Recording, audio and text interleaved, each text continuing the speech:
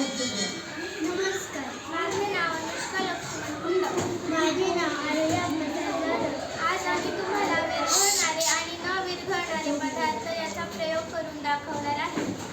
ही आहे साखर आणि हे आहे मीठ, ही आहे रांगोळी, हे खडू, हा दगड, हा इरेझर, ही काडी आणि इथे पाणी पण घेतलेले आहे. आता पहिल्यांदी साखर टाकायची.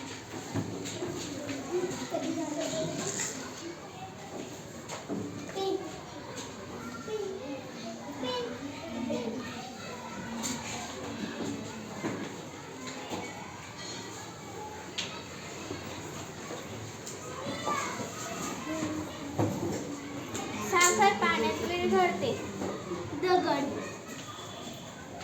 दगड पाण्यात विरघळत नाही.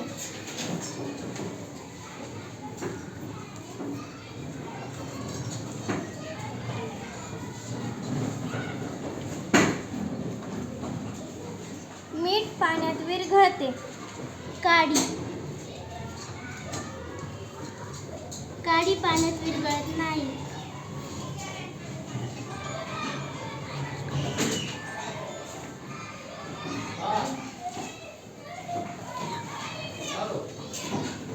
ही आहे रांगोळी पाण्यात विरघळत नाही. हा आहे इरेझर पाण्यात विरघळत नाही. आणि हा आहे खडू.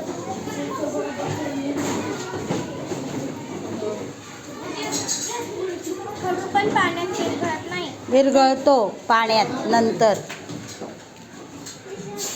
हा भिजला का मग हा पाण्यात विरघळतो. यावरून धन्यवाद.